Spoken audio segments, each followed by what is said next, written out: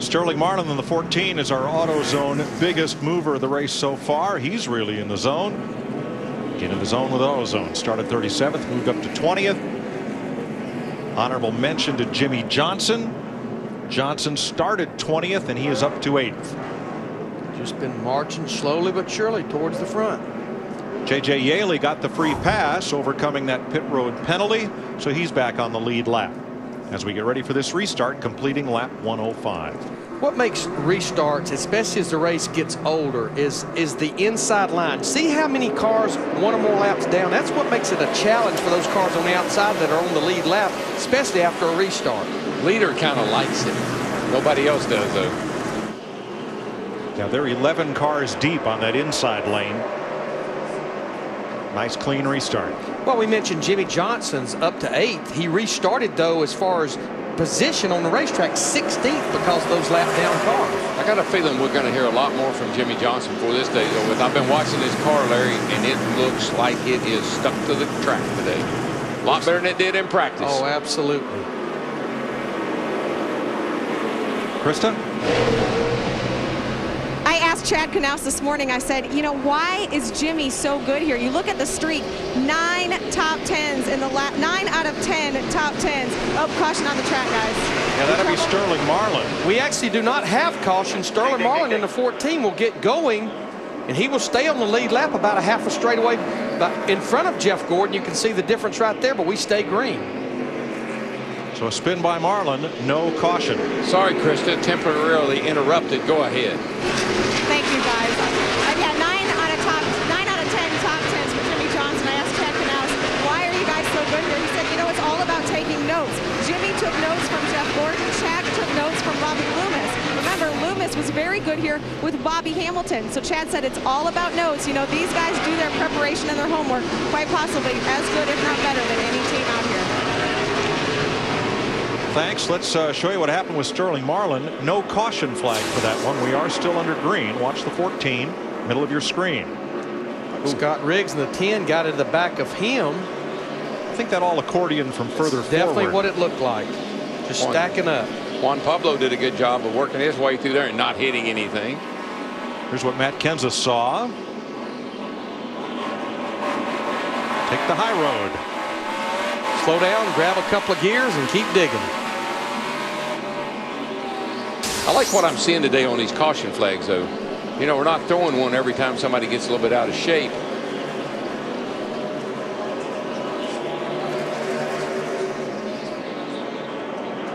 And the reason I like that is because the more cautions you have, the more cautions you're going to have.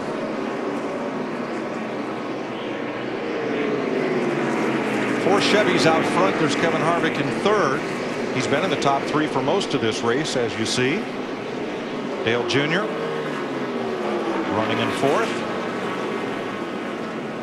And then the first non-Chevy is Jamie McMurray in 5th place, the Irwin Ford.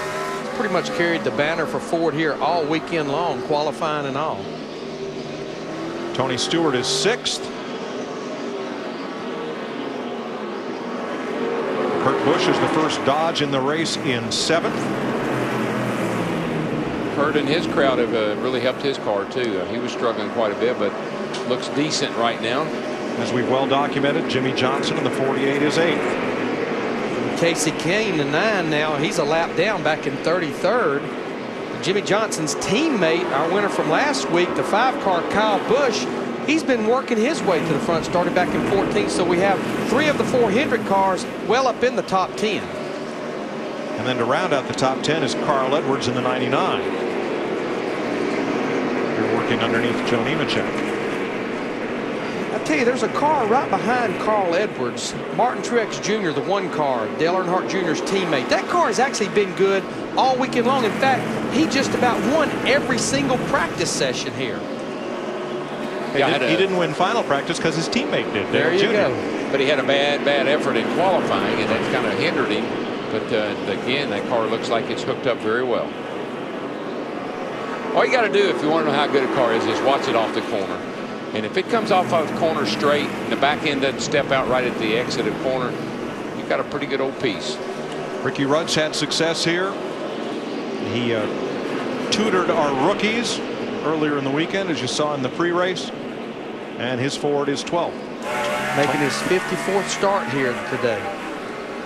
Tony Raines, DLP Chevy. He's in 13th, Matt. Very solid run. He qualified in the 11th position. They didn't make any changes on the car the first run, but they certainly did on the second pit stop. They made a track bar adjustment. He says the track is changing. They're trying to stay ahead because the sun is definitely now gone behind the clouds. Weather a slight concern, but they feel like it's going to skirt around us. But this track definitely changing. They're trying to stay ahead of it. What happens on the racetrack is as longer we run, the more the rubber builds up on top of the racetrack. You'll get rubber buildups. Little knots will come in the groove, and the cars will start to skip and dance around over those rubber knots. I'm sure as we go along, we'll be able to show you some of them. They're not quite built up enough yet to see them, but we will before the day's over. About lap 300 to 400 is when you really start showing up in the corners. Riding with Jeff Burton as he battles Elliott Sadler for 17th and Clint Boyer on the inside. I think, Larry, that's one reason why some guys just have more. They continue to have success at certain racetracks. A rookie or a younger driver, he's not going to know that. He's not going to anticipate that happening to the track and what he needs to do adjustment-wise or have his setup right for those kind of conditions. That's where a guy like Jeff Gordon and some of these other guys got a huge advantage. 122 laps complete. Let's check with Steve.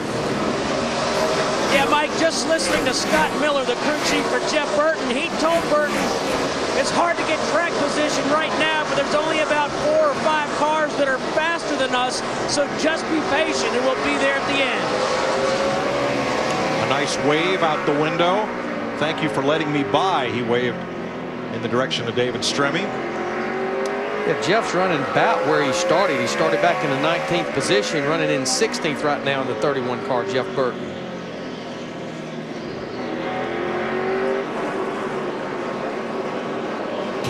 Jeff Gordon has led 67 of the 124 laps. That's more than half, but we're a long way to the finish in Martinsville. Jeff Gordon continues to lead at 132 laps. Here's your Napa race summary. 5 lead changes among 4 drivers and 4 caution flags for 24 laps. Sterling Marlin is the last of 30 cars still on the lead lap. 2 cars in the garage, Casey Mears and Bobby Labonte. And I've been watching this side-by-side battle right here in front of our leader, Jeff Gordon, for several laps. Remember, Sterling Marlin was well up into the top 15 or 20. He was our biggest mover, got spun out just a few laps ago, almost went a lap down, but he's been staying in front of the leader, racing Dave Blaney in the 22 that we're riding with right now. Yeah, Sterling is pedaling hard right now, boys, just trying to stay in front of that leader if he can, and so far he's been able to hold him off. Trying to get that caution. In the meantime, that's allowed the 11 car to close up on the back of Jeff Gordon here. Now Jeff's not only, he's going to have to go, and that's bad news for Sterling. For Sterling, for J.J. Yaley, for Ryan Newman, and Johnny Sauter. Those are the 4 cars just ahead of our leader. Yeah, last caution, J.J. Yaley got the free pass and got back on the lead lap, but when you get the free pass, the rule is you have to start at the tail end of the longest line, which is about a half a lap down when they drop the green flag. And just ahead of that group comes Scott Riggs, Juan Pablo Montoya, racing for 21st and trying to stay on the lead lap during what's been a fairly long green flag run here. Yeah, we've been about 40 laps since that last caution. Restarted back on lap 97. We're at lap 136 right now. We got a battle for the lead. Jeff Gordon, we talked about him a while ago, stacked up behind these cars. What happened there, Jeff tried to go the outside to get around Sterling on the outside, and he didn't make it happen, and that opened the door for the 11. Gee, that looked like it might have been a little contact right there. And now the left rear corner of Gordon's car was pushed in before. That's not new damage. And we'll see if Sterling gives him the bottom and if Gordon can hold the bottom and make the pass. Oh, now Sterling is trying to go the outside of the 18 car. Still trying to stay on the lead lap. And here comes Hamlin, our pole sitter, looking for the lead once again. Jeff won't force this issue. He says, all right, I can't get by the 14 car without roughing him up. You do it. But look right behind them. Kevin Harvick in the 29 right there. There's some side-by-side racing. And Dale Earnhardt Jr. at 8. They're right up to the rear bumper of Jeff Gordon. Hamlin led that lap He's going to win the battle, and Gordon can't get inside. Here comes Harvick. And you see what Denny does. Denny's not cautious. He just drives it in under Sterling and says, I got to go. I'm in the lead now. That's right. You are going to be lapped. Yeah. And that's, I think Denny's car's a little bit better on entry, and that got him a shot underneath the Sterling. Now you watch, Jeff will follow right through. I like what I'm seeing here, Darrell, because several years ago Kevin Harvick would have just sent it in there just to see what happened. This time he backed off, gave Jeff Gordon the bottom, and he's going to follow through past Marlin. Mike, we've only run 140 laps. That's a long way to go yet. Oh, Hamlin and Sauter got together going down into turn 1, and Hamlin hopped the curb. I see that's where Jeff Gordon, and Jeff says, I can't get through these lap cars without roughing them up. So he knows Hamlin, you know, a little bit younger, a little more aggressive. You go up there and knock him out of our way. And that's what he had to do to get Johnny Sauter in the yellow transportation Chevy. Jeff Gordon doesn't want to beat his nose up.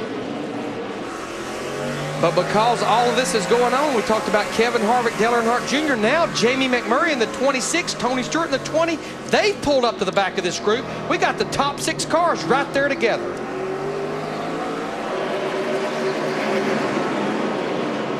Now it's Stremme just ahead of the leader. Hamlin pushing Stremme, pushing Yaley through the corner. How about that? Hamlin's car really gets down into the corner well, and that's where he's able to make these passes. Looked like maybe Jeff was a little too free to do that getting in. Now how hard will Yaley run his Joe Gibbs teammate trying to lap him? He'll be working his radio button pretty hard right now.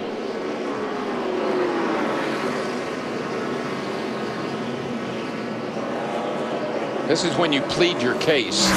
I know he's my teammate, but I'm leading the race, and if you ask him to please initially let me go.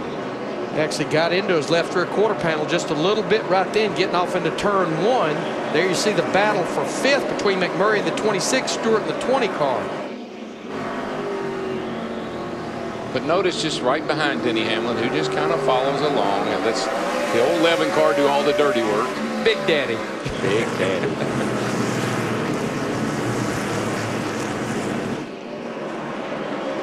Now Hamlin breaks into a bit of open space, and there isn't much of it here. 146 laps complete. You're watching NASCAR on Fox.